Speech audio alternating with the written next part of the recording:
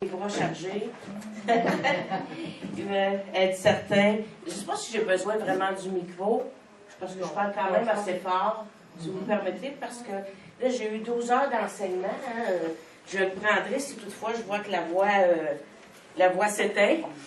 Donc, c'est vraiment un privilège pour moi d'être avec vous ce matin. L'onction et la présence de Dieu étaient là hier. Les étudiants peuvent en témoigner. On a passé un temps béni. Et cette même onction est encore ici ce matin. La présence de Dieu est ici ce matin. Donc, c'est un honneur, un privilège parce que vos pasteurs, je les ai à cœur. Vraiment à cœur. Et pour moi, j'ai mes pasteurs Pasteur Kenneth et Tania Taylor à Drummondville qui sont mes mentors. Mais ceux qui sont tout près, c'est Pasteur Paul et Pasteur Sylvie. Donc, Dieu vous gâte. Vous gâte à les avoir ici. Profitez de ça. Profitez, ils sont ici pour vous. Donc, ce matin, je suis ici pour vous également, pour vous servir. Et c'est sûr que le Seigneur m'a vraiment dirigé de rester dans le même esprit qu'il y a dans les fruits de l'esprit. Mais avant de se rendre là, il y a 2 versets que le Seigneur m'a donnés ce matin, mais vous pouvez tourner dans vos Bibles, mais moi, je vais vous lire la version parole vivante. Je trouvais que le texte le rendait bien, et c'est une version qui est plus populaire en termes de langage, mais l'onction est la même, et elle veut dire la même chose. On va tourner dans Hébreux 10, 24, 25. Vous allez peut-être vous demander qu'est-ce que ça a le rapport avec les fruits de l'esprit. Je suis en train de mettre des semences et avec Dieu, tout est lié, tout est relié. Donc, ce matin, je veux vraiment vous apporter quelque chose. Et on a prié tantôt pour la guérison du corps, mais je pense qu'au cours de ce message-là, Dieu veut guérir votre âme. Et c'est ce que j'ai reçu ce matin pour vous. Et pour guérir votre âme, en guérissant votre âme, Dieu sait que ça va créer une unité ici dans cette Église. Et ce matin, Dieu veut que cette Église soit dans l'unité par son amour. Et on va voir ça plus tard. Hébreux 10, versets 24 et 25. Merci. Hébreux 10, 24, 25, comme je vous dis, je lis dans la parole vivante. Veillons les uns sur les autres pour nous provoquer, nous défier et nous motiver. Dans votre version, vous avez excité. Je trouve que moi, ça m'excite pas vraiment. J'aime mieux provoquer. Provoquer, nous défier, nous lancer un défi et nous motiver à un amour véritable. Dieu, ce matin, veut vous provoquer, il veut vous défier, puis il veut vous motiver à marcher dans son amour. Mais pour marcher dans son amour, il faut comprendre c'est quoi son amour. Et c'est ça qu'on va voir ce matin. On a tous besoin de comprendre c'est quoi cet amour-là. On ne la saisit pas. C'est pour ça parfois qu'on a des difficultés à grandir. Parce qu'on ne saisit pas cette grandeur d'amour-là. Motiver à un amour véritable et aux bonnes actions, motivation et décision. Ça couvre tout. Action, motivation, décision. Qu'est-ce que le pasteur Cindy a apporté tantôt, le message en langue? Le message de prophétie pour vous. Les plans. Vous n'êtes pas ici pour rien ici ce matin. Il y a des plans pour vous. Puis il y en a qui attendent après ça, de savoir la direction à prendre. Et il dit, n'abandonnez pas votre assemblée. C'est quoi que l'ennemi veut briser présentement? Il veut briser les familles, il veut briser l'Église.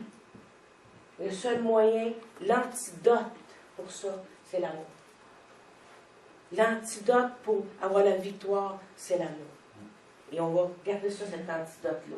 Et elle est gratuite en plus, vous n'aurez pas à payer. Donc, n'abandonnez pas votre assemblée. Autrement dit, n'abandonnez pas la communion entre vous. Le koinonia, le koinonia qui est répété tellement souvent dans la Bible. N'abandonnez pas. Exhortons-nous, encourageons-nous, enseignons-nous. L'autre verset qui m'est venu ce matin, Éphésiens 4, 16. Éphésiens 4, 16. Toujours moi dans la parole vivante. Alors, que chacun prenne sa place. Arrêtez de dire, vous ne pouvez pas, vous avez une place, Dieu vous a préparé une place. Prenez votre place. Que chacun prenne sa place et fasse son travail. Apprenant à vous dire la vérité avec amour. Chaque autre partie du corps, on parle bien du corps de Christ, afin que chaque partie du corps grandisse. Et alors, le corps de Christ en entier est solide et en santé. En pleine croissance et rempli d'amour. Wow! Quel beau projet pour nous l'Église, et pour les gens qui vont se joindre à l'Église. Je parle de l'Église en général, et je parle de l'Église ici. C'est merveilleux, c'est cet amour-là. On va se tenir dans la vérité de l'amour, et là, on va devenir solide. On va devenir en santé, à tous égards. Santé, prospérité dans les finances, prospérité dans la santé, prospérité dans les relations. Et c'est ça que Dieu veut détruire aujourd'hui. Il veut détruire l'amour. Pas Dieu veut détruire, excusez-moi, le monde veut détruire, excusez. Le monde veut détruire l'amour. Mais Dieu veut la rebâtir. Et sans cet amour-là, c'est impossible de grandir. Et sans cet amour de Dieu, parce que l'amour humain, elle souffre souvent. Mais l'amour de Dieu vient guérir ça. Donc, on va parler beaucoup de l'unité ce matin. Mais pour pouvoir marcher dans l'amour, certains me diront, oui, c'est bien facile à dire, Ginette, marcher dans l'amour, c'est pas facile de marcher dans l'amour. Parce qu'on a tous été brisés par l'amour humain. D'une façon ou d'une autre. Que ce soit par nos parents, que eux-mêmes n'avaient pas compris ce que c'était l'amour de Dieu. Que ce soit par un mari, un enfant, un employeur qui t'a détruit, qui t'a harcelé.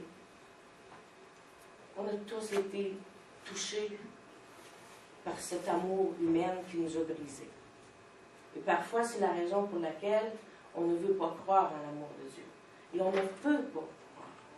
Il y en a qui voudraient. Mais comment voulez-vous? Il y a un jeune homme qui est venu me voir l'autre jour, puis il a dit, Ginette, je veux, mais comment veux-tu que je saisisse l'amour d'un Dieu que je ne vois pas quand j'ai connu l'amour d'un Père humain, naturel? Je ne peux pas concevoir qu'un homme qui est invisible puisse m'aimer à ce point-là. Puis je ne peux pas concevoir qu'avec tout ce que j'ai fait dans la vie, qu'il puisse m'aimer quand même. Mais je lui ai dit que c'est pour ça qu'il a envoyé son Fils. Pour démontrer que oui, il peut être aimé quand même. Et c'est à travers l'amour de Dieu que notre âme est restaurée. Il y a des gens qui ont eu des familles brisées, il y a eu des divorces, il y a eu la perte d'un être cher. Et à ce moment-là, on a l'impression qu'on ne veut plus jamais aimer, qu'on ne veut plus jamais être blessé. Mais je peux vous dire que, personnellement, j'ai vécu la restauration de ça. Une grande restauration de l'amour. Et ce matin, cet amour-là, excusez-moi, cet amour-là, je veux vous la déverser. Dieu veut la déverser à travers moi. Je l'ai vécu et c'est possible. Je vous dis, c'est possible. C'est possible. Et on va voir au fur et à mesure. Mais comment ça peut être possible de saisir cet amour-là? Comment ça peut être possible qu'on puisse grandir? Comment ça peut être possible qu'on puisse se parler dans la vérité, mais avec amour? Comment c'est possible? C'est possible seulement si on développe notre caractère chrétien. Ce matin, je vous pose la question, avez-vous du caractère? Êtes-vous des personnes de caractère? Quand on vient à Dieu, on ne devient pas des pâtes molles. On ne devient pas, il y en a qui disent, ah, tu étais en dépression, c'est pour ça que tu es rentré là-dedans, tu as avalé n'importe quoi. On l'a tout entendu, ça. Ah, tu es une personne tellement émotionnelle. Tellement émotionnelle. On se fait tout avoir, nous autres, les chrétiens, on n'est pas chanceux, même. On se fait tout avoir. Mais l'histoire dans tout ça, c'est que c'est nous qui avons la bonne place. Et c'est ça qu'il faut comprendre. Avons-nous du caractère? Si on ne développe pas ce caractère chrétien-là, on ne sera pas capable de saisir l'amour de Dieu et encore moins de la transmettre. Et comment on peut développer un caractère chrétien? Parce que pour l'humain, pour l'homme naturel, si je te dis, Glenn, tu as du caractère, toi? Oh! Qu'est-ce qu'on va penser? Oh, c'est quelqu'un qui est prompt, tough, capable de faire face à la vie, capable d'affronter. Parfois un petit caractère un peu impétueux comme Pierre, ou un peu dur comme Paul. Mais pour Dieu, c'est pas ça, le caractère chrétien. Le caractère chrétien se développe à travers les fruits de l'esprit. Et les fruits de l'esprit, qu'est-ce qui arrive? C'est qu'on dit, oui, je veux les avoir tous. Je veux avoir la joie, je veux avoir la fidélité, je veux avoir la paix, je veux avoir la bonté. Mais vous ramez tout seul. Vous avez la joie une journée, une semaine, à part. Selon vous, elle part. Pourquoi? Parce que les caractéristiques du fruit de l'amour, c'est le fruit. En grec, c'est au singulier. C'est le fruit. Je vais voir un petit peu. Les personnes vont toutes pris ma salive en cette semaine. Donc, dans le grec, c'est écrit, on va aller dans Galates 5. On sait tous ce verset-là, on va l'appeler. On est des êtres oublieux, qui fait du bien à relire. Galates 5, 22. Merci. Et vous savez, le caractère chrétien se développe à travers les fruits de l'esprit, mais ce n'est pas par nos propres forces. C'est par la grâce qu'on a reçue. Amen. Vous savez, il y a 3 types de grâce dans la Bible. Il y a la grâce qui sauve. La plupart d'entre nous, on a eu cette grâce d'être sauvés. Ça, c'est notre ticket pour l'éternité, pour le ciel. On a notre ticket dans les mains. Mais la plupart, ils prennent, ils serrent l'étiquette, ils disent, regarde, j'ai mon ticket pour le ciel, ça va être bien parfait. Mais ce que ces gens-là ne savent pas, c'est qu'il y a une grâce de soutien pour vivre notre vie chrétienne. Et cette grâce de soutien-là nous permet de commencer à vivre la vie d'éternité ici sur la terre. La plupart pensent que l'éternité, c'est mais qu'on meurt. Non. Un chrétien commence sa vie d'éternité ici, sur la terre. Et c'est quoi la vie d'éternité?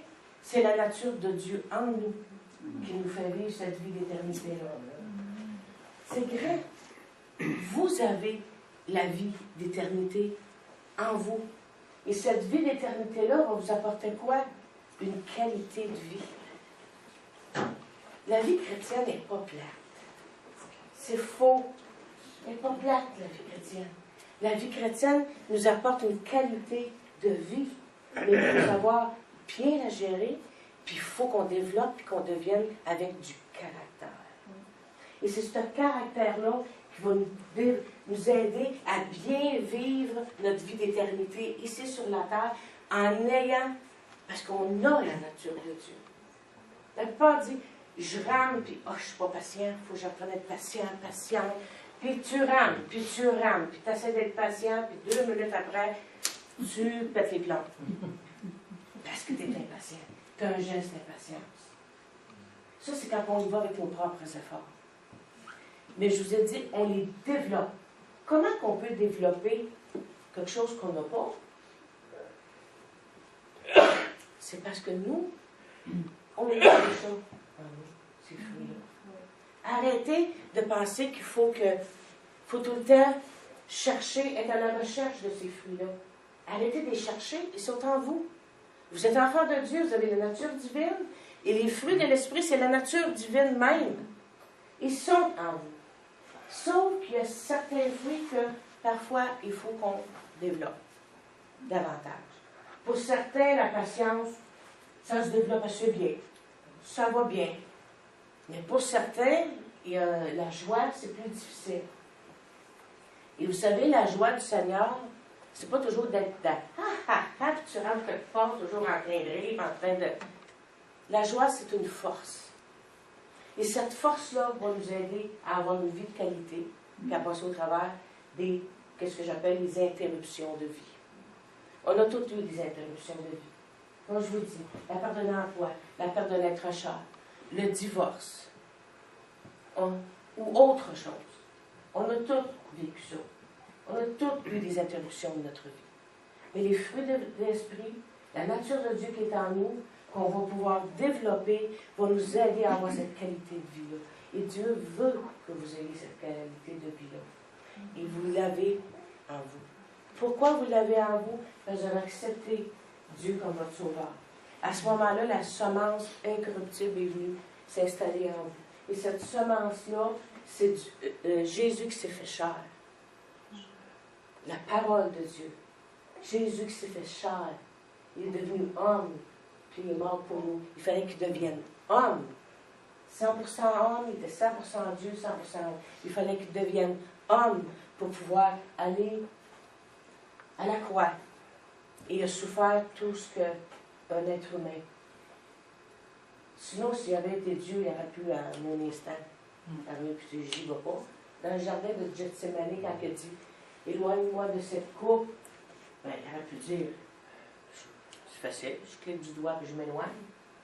Mais c'est en tant qu'homme qu'il dit à son Père divin, éloigne-moi de cette coupe. Donc, c'est un message d'encouragement ce matin. Et vous savez, je vous montre ici une pomme.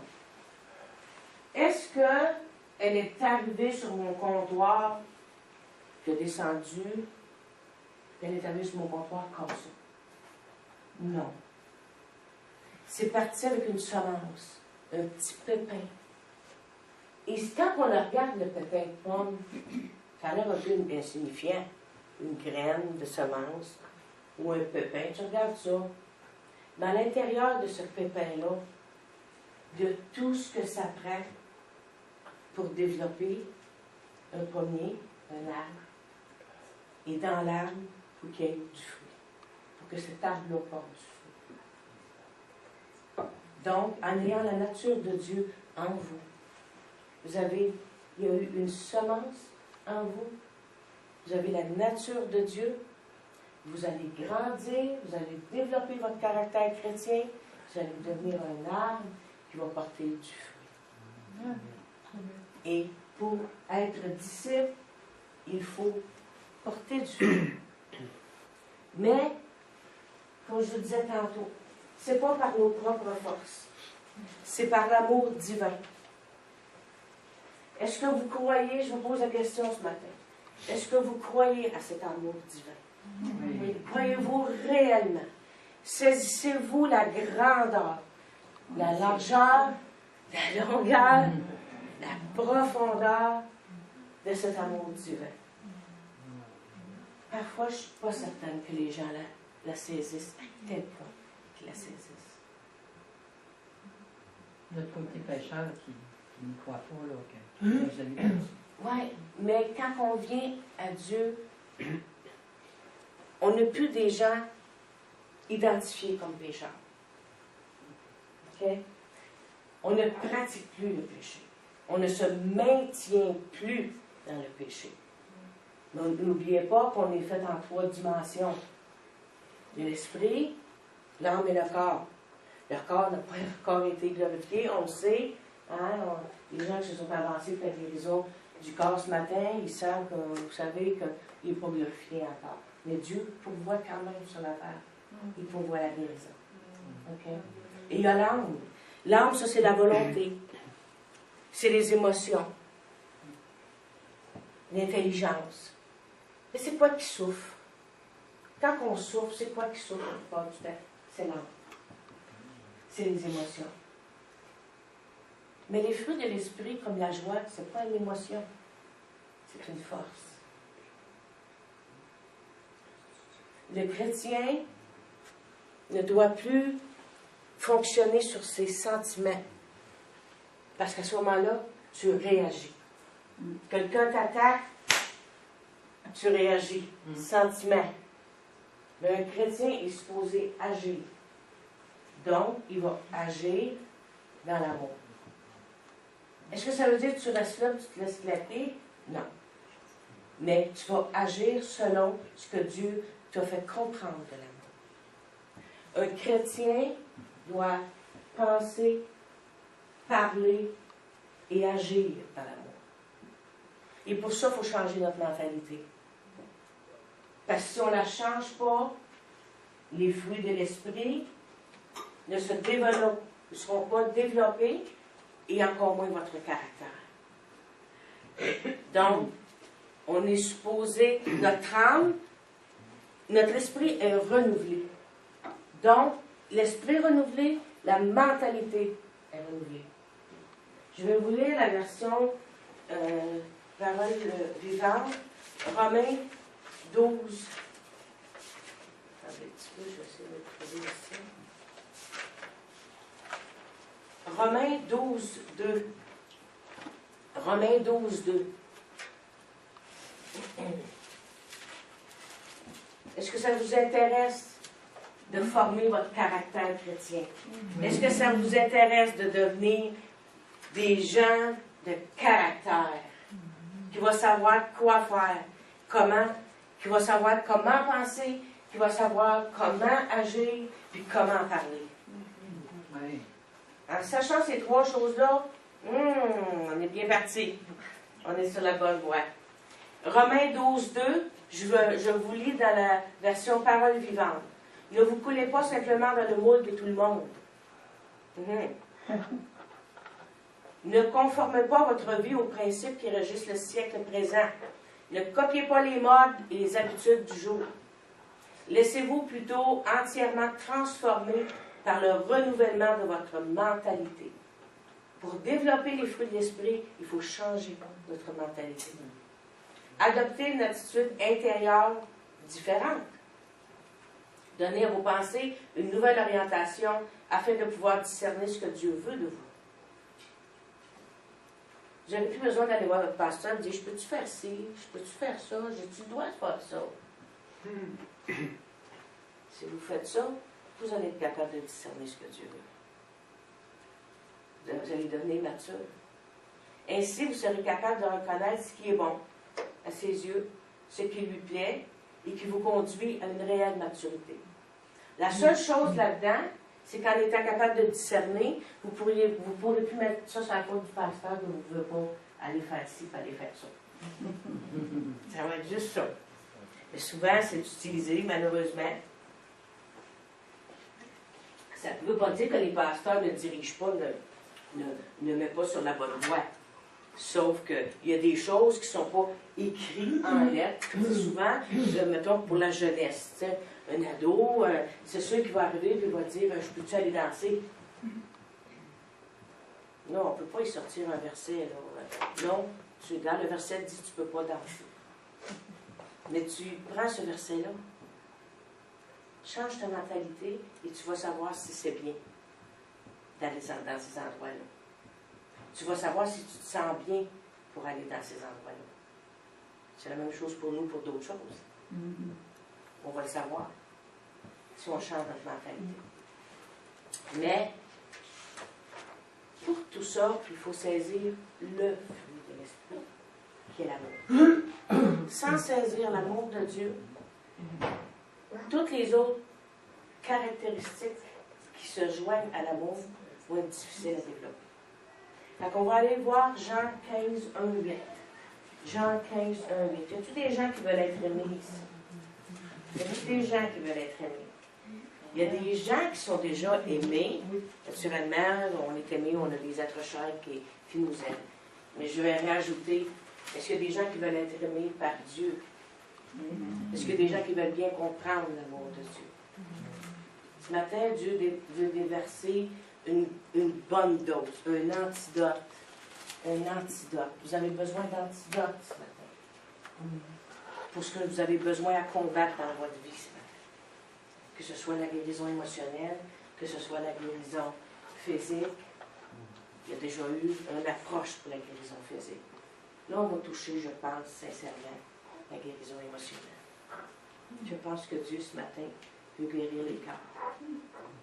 Peut guérir les cœurs. Tu finis les chrétiens sans caractère, qui marchent dans leurs blessures, dans leurs meurtrissures. Tu finis. Je vous le dis, ça va être fini ce matin, parce que vous allez saisir. Dieu a de grandes choses pour vous. Ça vous a été dit ce matin. Des plans, des directions. C'est fini de chercher. Trouvez l'amour, vous allez arrêter de chercher. Trouvez l'amour de Dieu, vous allez arrêter de chercher. Il a dit, vous m'avez cherché, vous m'avez trouvé. Donc, on va dans Jean 15, 1, 8. Jean 15, 1, 8. Sans cette révélation de cet amour-là dans ma vie, je ne serais pas rendu ce que je suis aujourd'hui, je ne serais peut-être probablement pas ici sur la terre non plus.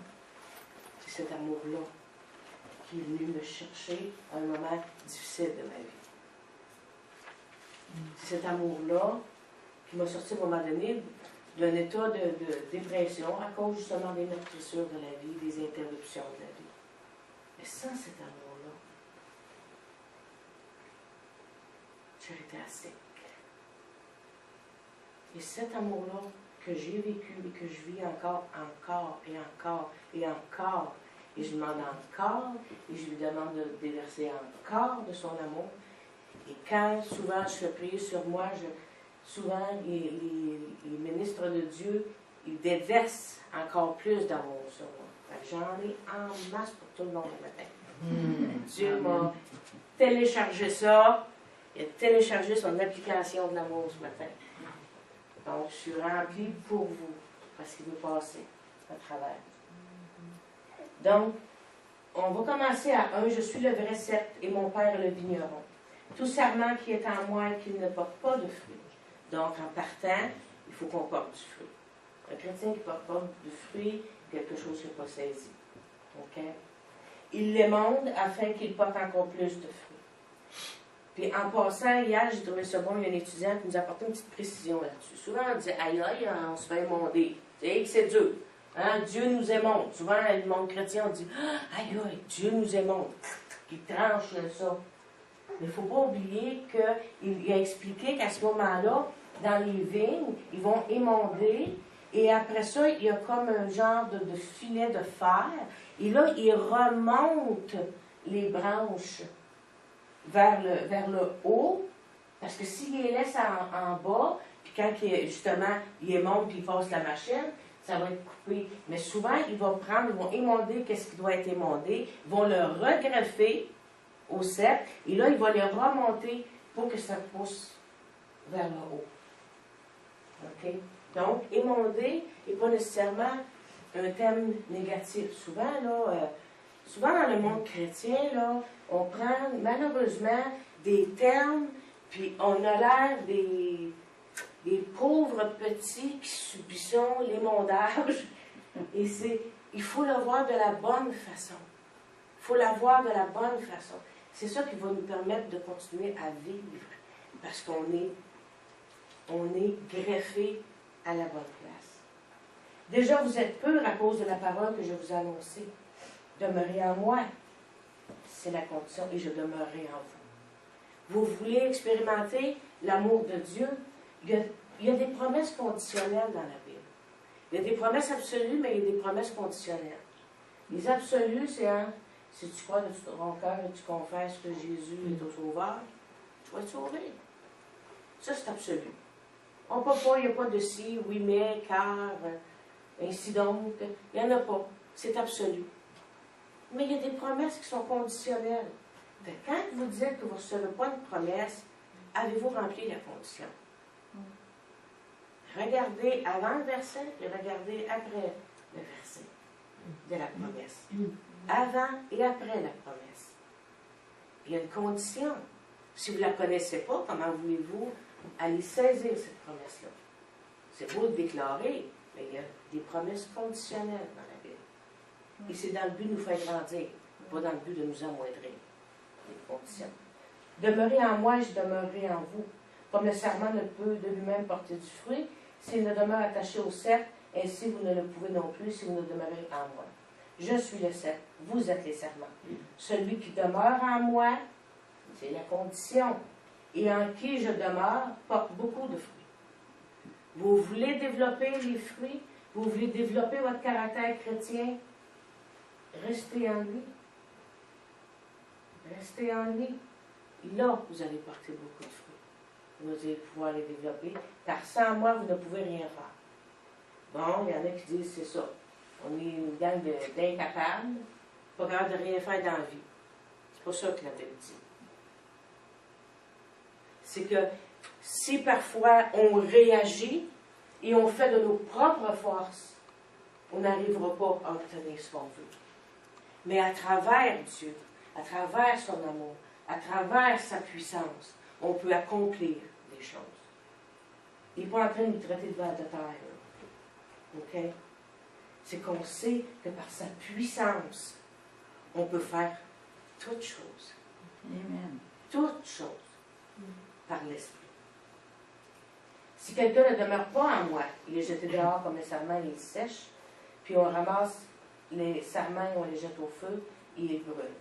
Certes, si vous demeurez en moi, il répète encore, dans très peu de versets, calculez, je pense qu'hier il était rendu à 12 fois là, quand on l'a lu. Si vous demeurez en moi, si vous demeurez en moi, êtes-vous en lui? Si vous n'êtes pas en lui, vous ne pouvez pas saisir son amour. Par contre, il peut vous attirer à son amour. C'est ça qui est merveilleux.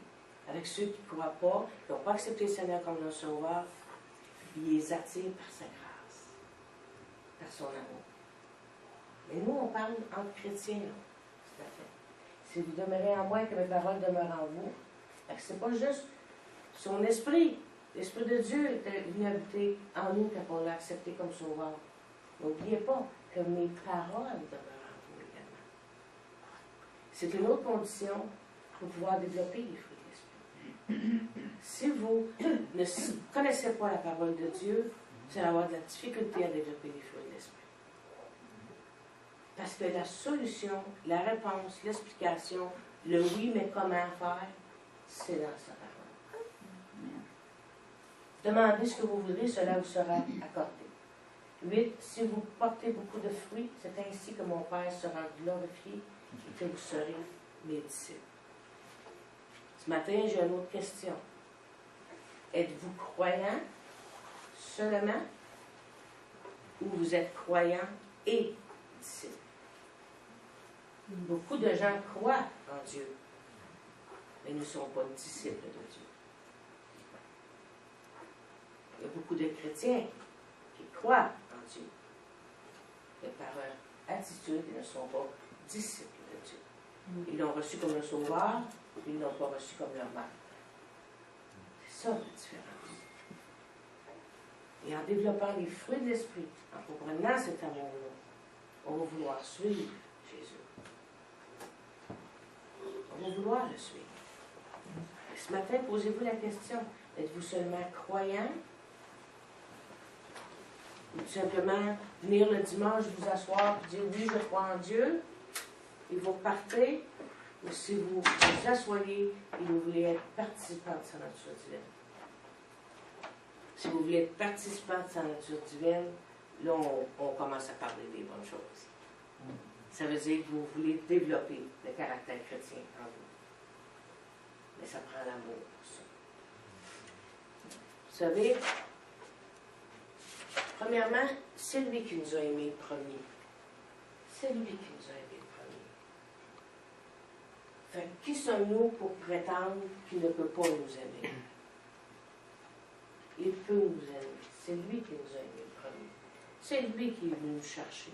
C'est lui, avec la chose d'évangélisation que vous allez faire, c'est lui, par sa grâce, qui va les attirer. Parce que vous allez aller annoncer l'amour. Vous allez aller être porteur de l'amour de Dieu. Parce que les gens, c'est ça qu'ils ont besoin. Ils ont besoin d'amour. Souvent, ils ne l'avoueront pas. Parce qu'on sait que le plus grand péché du monde, c'est l'orgueil. Et ils ont besoin d'amour.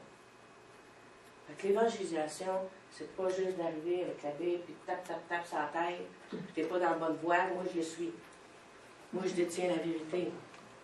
Parce que souvent les gens me disent, qu'est-ce que dit, c'est toi qui as la vérité? Qu'est-ce que vous répondez à ça? Ben, c'est parce que c'est écrit dans la Bible. Qu'est-ce qui fait que vous savez que vous détenez la vérité? C'est que vous portez l'amour de Dieu. En portant l'amour de Dieu en vous, vous portez ses paroles.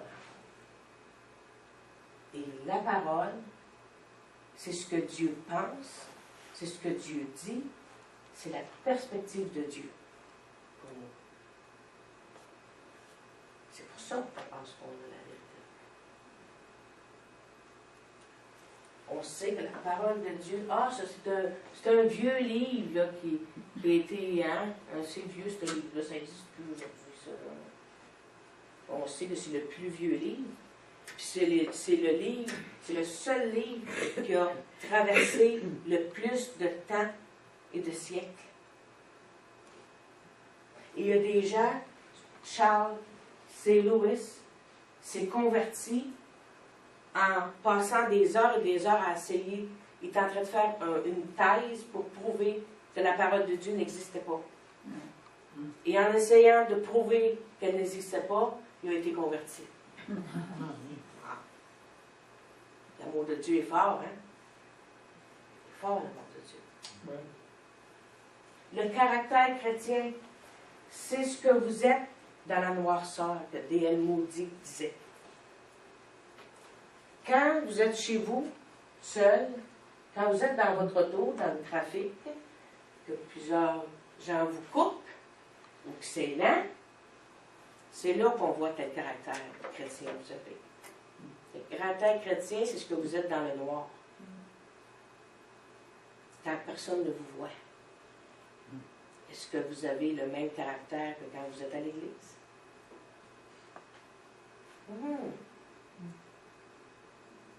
Le caractère, on a un caractère, on est supposé l'avoir tout le temps. Quand on est seul, dans l'auto, ou à la maison, est-ce qu'on a encore notre caractère chrétien? Est-ce qu'on a encore la joie? Est-ce qu'on a encore la patience? La bienveillance? La tempérance? On est capable de développer ces fruits-là par l'amour, le fruit. Parce que il y a 3 types d'hommes de décrits dans la Bible. Il y a l'homme qu'on appelle animal, l'homme naturel, donc la personne qui n'a pas accepté Dieu dans son cœur. Tu as l'homme charnel, et ça, souvent, c'est mal compris par les chrétiens. L'homme charnel, c'est un enfant de Dieu, mais qui marche selon les désirs de l'homme. Et on a l'homme spirituel. On dit l'homme, on s'entend que c'est l'humanité, mais l'homme ou la femme. Là. Donc, si on est un enfant de Dieu, si on ne connaît pas Dieu, encore ce matin, on ne l'a jamais accepté dans notre cœur, on fait partie de cet homme naturel. Mais il y a des bonnes nouvelles pour vous, si vous n'avez jamais accepté le Seigneur. Il y a des bonnes nouvelles. Si vous pouvez devenir un homme ou une femme spirituelle, en développant votre caractère chrétien, en développant les fruits de l'esprit. C'est une bonne nouvelle, parce qu'il vous aime. Il vous a aimé le premier. Et pour ceux et celles qui sont chrétiens, il y a des bonnes nouvelles aussi.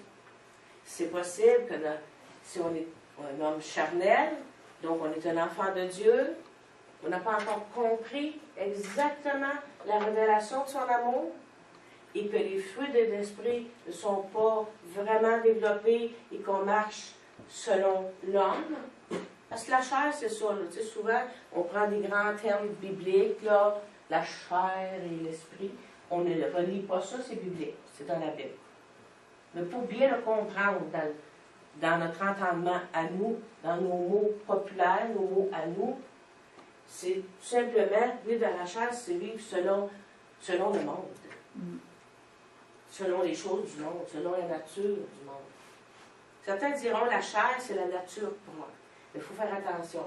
Parce que la nature propre, en tant que chrétien, là, on n'a plus cette nature-là, on a la nature divine. Mais quand il y a certaines personnes qui te l'expliquent de cette façon-là, c'est qu'il veut dire que c'est la nature propre à l'homme. Si on est une personne impatiente, c'est ce côté homme naturel qui revient, il revient au galop. Puis donc on doit, si notre homme spirituel a été bien bâti, notre caractère a été bien développé, on va être capable de contrer ça. J'appelle ça des petits relents, là, parfois.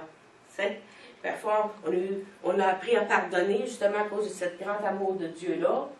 Puis à un moment donné, il se produit une chose, puis oups, le pardon n'est pas facile. OK? Ça, j'appelle ça des petits relents. Mais quand tu as développé ton caractère chrétien, tu retombes vite. C'est comme un chat, tu retombes vite sur les deux pattes. Tu vois peut-être que... Non, moi j'ai dit que je ne tomberai plus jamais là-dedans. Et le caractère chrétien va vous aider, savez-vous à quoi faire? Le problème aussi, à ce qui concerne l'amour de Dieu, qu'on ne saisit pas l'amour de Dieu, c'est que c'est cet amour divin-là qui va nous faire donner des pardons. Parce que humainement, parfois on n'est pas capable de pardonner. La nature humaine est trop blessée et ça prend cet amour divin-là. Pourquoi? Parce que cet amour divin-là, elle est agapée. Agapée veut dire un amour inconditionnel. Un amour décisionnel. Si vous voulez que votre couple réussisse, vous devez avoir un amour inconditionnel et décisionnel. Malgré ce qu'on vit présentement, je décide de rester avec ma femme. Je décide de rester avec mon mari. Humainement, parfois c'est difficile. Parfois c'est difficile, humainement. Mais elle est aussi inconditionnelle. Et là, je vais parler les moments. Avez-vous un amour inconditionnel envers votre enfant? Hein? Certains ont peut-être eu des difficultés. Les enfants ont passé à travers des moments difficiles, l'adolescence, la rébellion, ces choses-là. Mais combien de fois que les parents, père, mère, ont dit à leur enfant, peu importe ce que tu vas faire, je vais toujours t'aimer. Mais l'amour de Dieu, c'est ça. Claude, tu as reçu mon amour dans ton cœur, mais peu importe ce que tu vas faire, tu es maintenant mon enfant, puis je vais t'aimer inconditionnellement.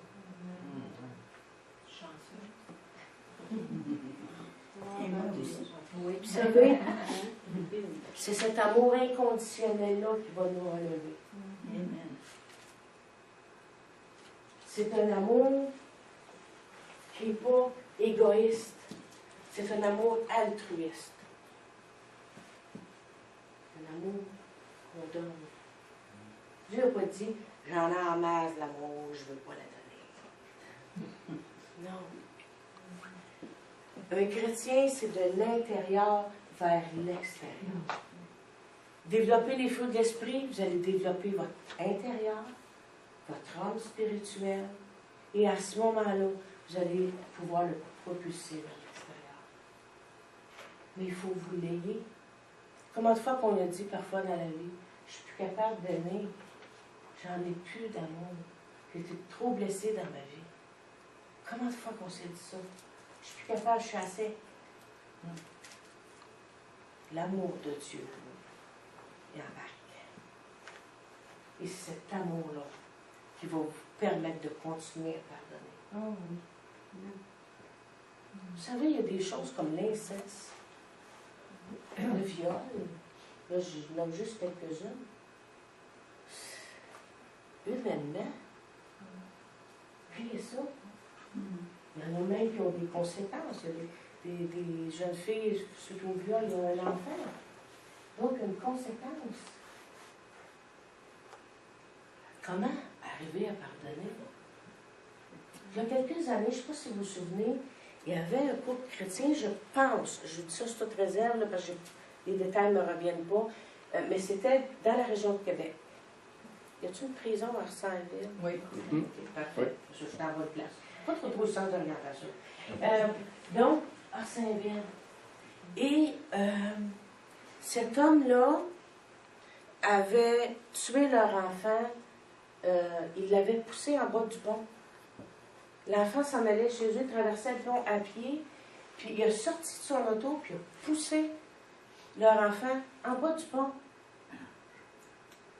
Essaye de comprendre ça.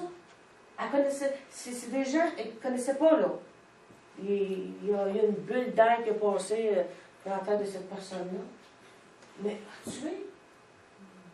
Il y a eu un reportage à la télévision, c'est une émission à Radio-Canada qui était très, très, très populaire. Et il avait été rencontré, parce qu'il avait rencontré l'homme qui a mis le feu à Chapet il y a plusieurs années, lors du jour de l'an.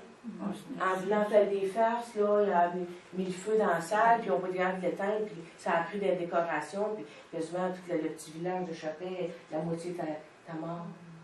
Ils ont rencontré cet homme-là, puis ils ont dit, comment tu fais pour vivre avec ça? Comment un homme peut faire? C'est une erreur de jeunesse, on s'entend, il était pas fou. Une erreur de jeunesse dans la boisson, puis on a du fun, c'est le jour de l'année. Seul l'amour de Dieu peut guérir ce gars-là. Puis, de la façon où c'est exprimé, il n'avait pas saisi cet amour-là. Mais, le gars qui a jeté l'enfant en bas du pont, les parents chrétiens ont été visités continuellement cet homme-là en prison. Et cet homme-là, il dit, je ne comprends pas. Et même encore, parce qu'il n'a pas encore donné sa vie au Seigneur, je ne comprends pas comment des parents peuvent me pardonner. Et je ne sais pas si aujourd'hui il est sorti, parce que le reportage, ça doit faire au moins un 5 ans là, que j'ai vu cette émission-là. Les parents chrétiens, leur enfant est mort, puis ils vont visiter celui qui a tué leur enfant. Je vous demanderais de faire ça ce matin.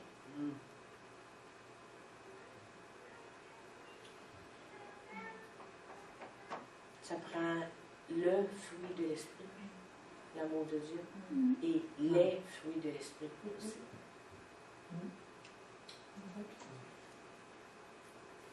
C'est quelque chose. Mais ces parents-là, qu'est-ce qu'ils avaient saisi? Ils avaient saisi l'amour de Dieu. Et ils ont été interviewés, et c'est ça qu'ils ont dit. Ils ont dit, nous, en tant que parents, je t'en parle, j'ai encore de la peine. C'est la perte de notre chair. Qu'est-ce qui peut nous faire passer à travers la perte de notre chair? Ça, on parle avec des parents qui ont perdu leur enfant. Là. Il y en a qui, depuis des années, ça ne sont pas encore remis. Il y a eu même des divorces. À Sainte-Justine, à un moment donné, j'ai connu un jeune couple, puis, ben pas un jeune couple. Et quand c'est arrivé, il était un jeune couple. Et ils se sont divorcés. Ils n'ont pas été capables de passer au travail. Mais s'il avait mis l'amour de Dieu, il avait réalisé cet amour de Dieu-là, il aurait pris la décision de rester ensemble. Cet amour-là vous fait prendre la bonne décision. Est-ce que je suis en train de vous dire, là je sais que ça trotte dans la tête, là. Est-ce que je suis en train de vous dire que les gens qui subissent de la violence doivent rester là? Doivent prendre la décision de rester là, de subir la violence et de devenir fou? C'est pas ça que je suis en train de vous dire. C'est pas ça que je suis en train de vous dire. Aujourd'hui, le divorce se produit pour des niaiseries. On le sait, là. Des futilités, là. Je suis pas en train de parler des cas de violence et ces choses-là. Chaque personne ces personnes-là doivent aller voir leur pasteur et vraiment se faire guider et diriger face à ça. OK? Mais si on prend les blessures, les meurtrissures, la plupart des gens vont vivre. Mais tout ça, encore pour en revenir à ce si grand amour-là. Là, ça, c'est des gens qui nous ont blessés. Comment on peut marcher dans l'amour?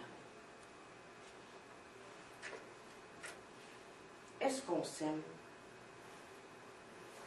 Ce matin, quand vous vous êtes regardé dans le miroir, est-ce que vous vous êtes dit, wow, quelle créature de Dieu? Ah ben non, je me dis, c'est de l'orgueil, ça. C'est de l'orgueil. Moi, je me dis ça. Ça dépend de la motivation en arrière. Ça dépend de la motivation en arrière. Est-ce qu'on est capable de se regarder dans le miroir et de dire, merci Seigneur, je suis une créature merveilleuse, psaume 139. Quand vous le lisez, faites-vous juste le lire intellectuellement. C'est dur au début quand tu le lis, puis je suis une créature merveilleuse dans tous les sens. Je ne parle pas juste physiquement, on s'entend. Une personne peut être très, très belle intérieurement. Un chrétien doit être beau intérieurement. Quand on sait qui on est, quand on sait qu'on est un chrétien de caractère, tu te présentes dans le miroir le matin, la première chose que tu dis, c'est que aujourd'hui, je prends la décision de marcher dans l'amour, de conserver ma joie, de conserver ma patience, et je suis une femme de caractère. La décision de l'amour doit se faire à chaque jour. Parce qu'en sortant chez vous, votre voisin au souper, vous pétez la porte dans le front, parce que tu le suivais pour descendre et sortir à ton auto, il a laissé la porte te claquer dans la face. Avant de partir de chez vous, à chaque matin, à chaque fois, vous devez commencer votre journée en prenant la décision que vous allez marcher dans l'amour. Essayez-le, votre journée ne sera plus jamais la même. Parce que regardez plein de détails qui se passent.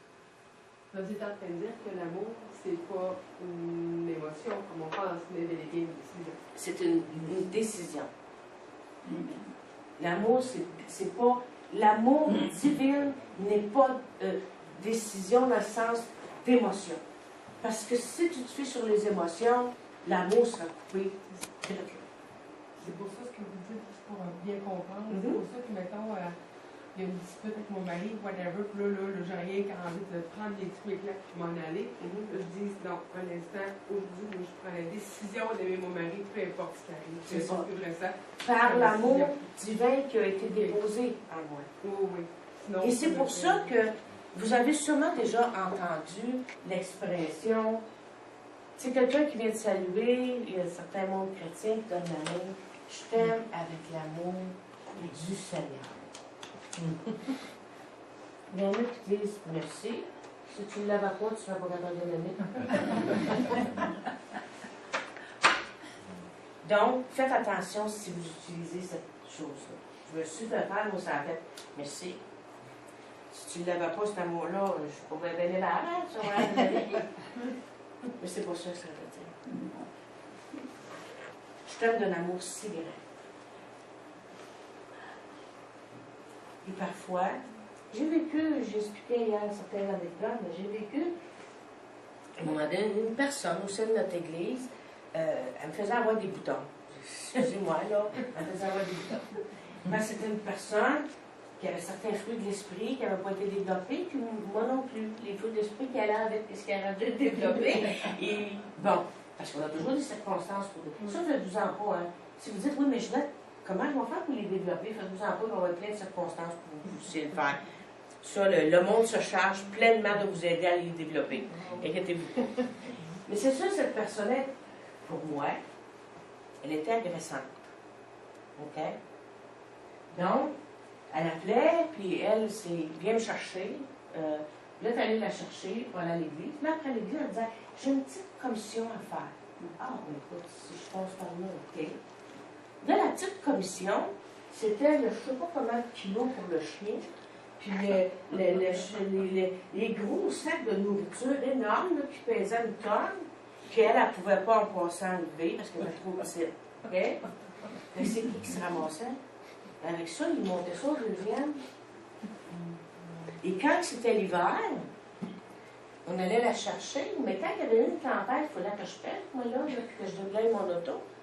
Fait que là, je faisais tout ça, je remontais en haut, il y avait 2 messages d'elle. Qu'est-ce que tu fais? Tu t'en viens pas? J'ai dû développer les faux d'esprit. J'ai dû le développer.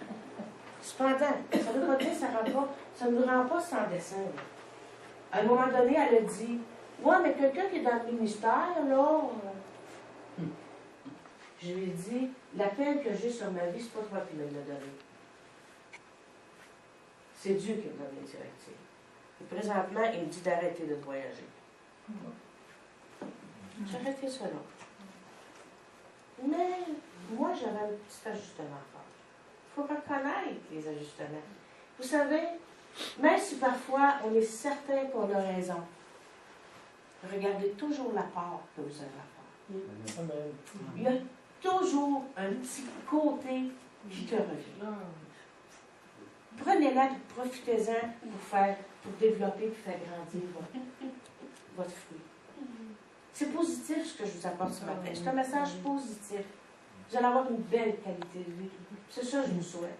Je viens d'avoir 60 ans, là. Je suis dans une nouvelle saison, puis je veux encore améliorer ma qualité de vie.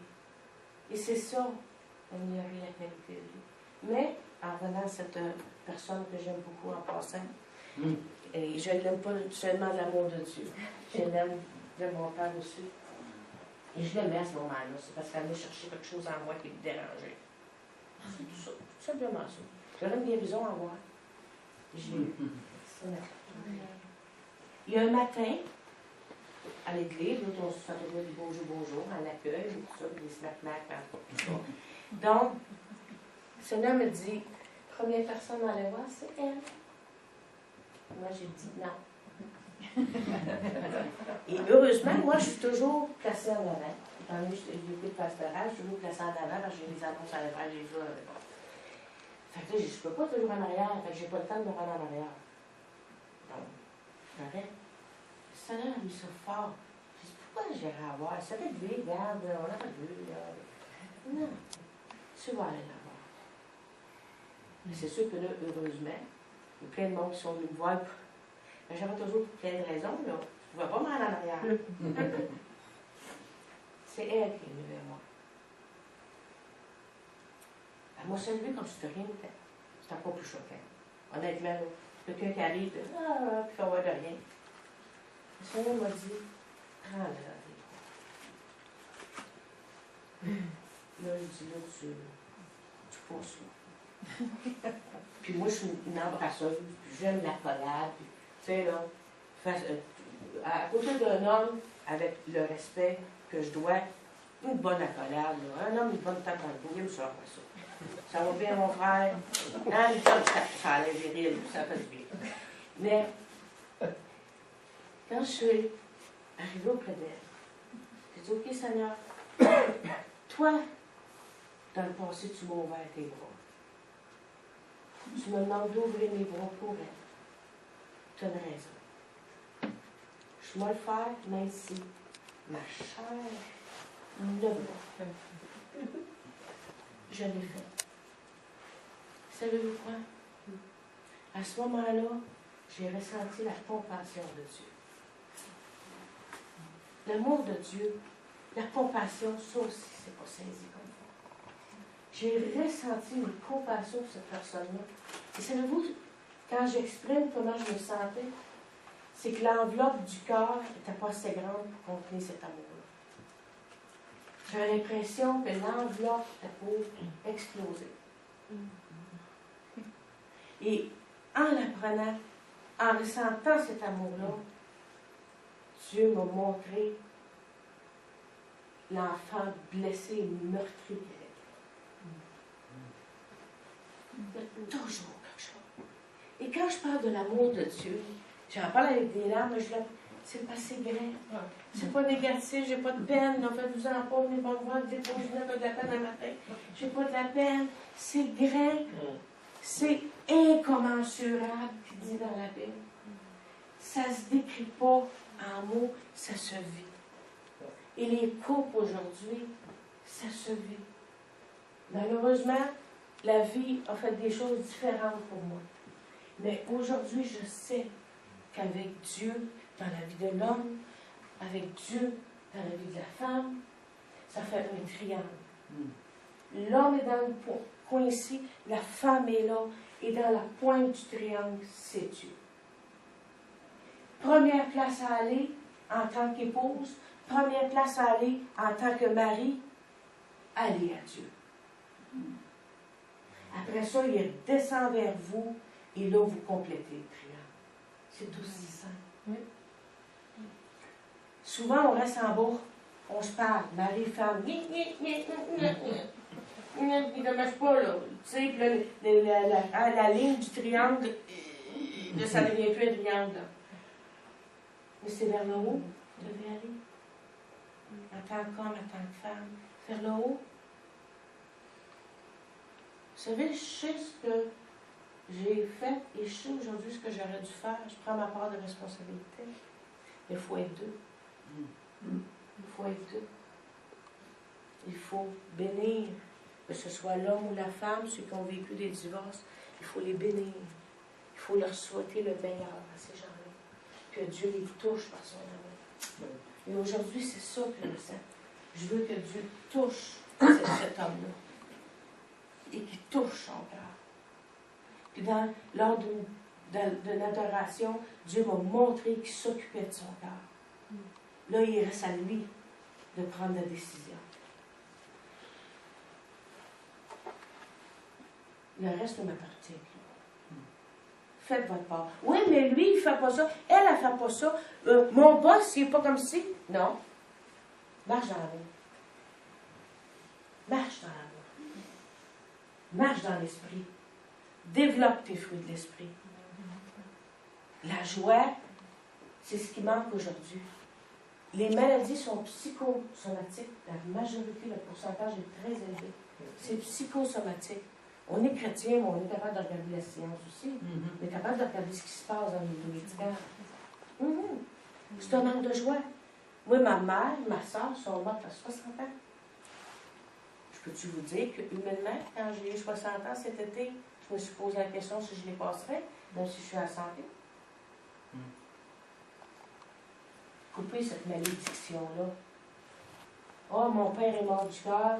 Hey, mon frère aussi va mourir du cœur aussi. Coupez ça. Coupez ça.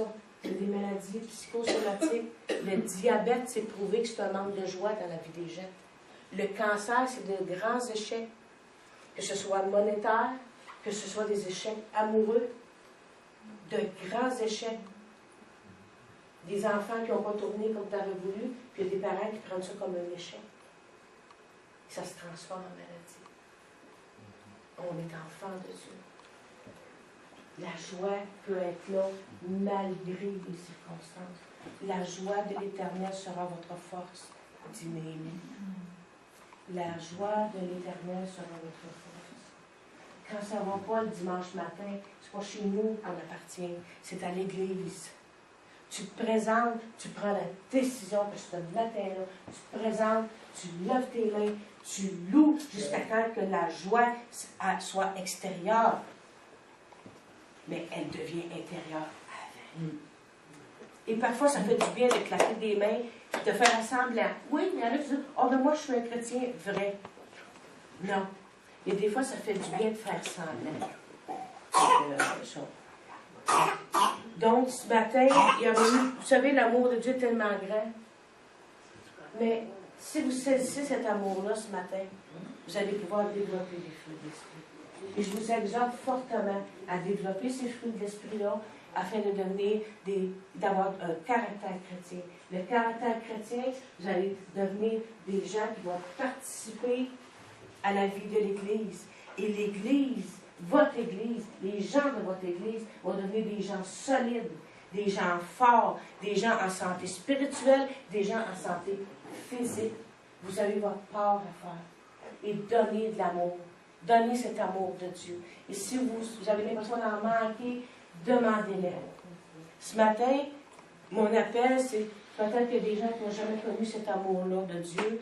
Ils n'ont jamais accepté le Seigneur comme son sauveur.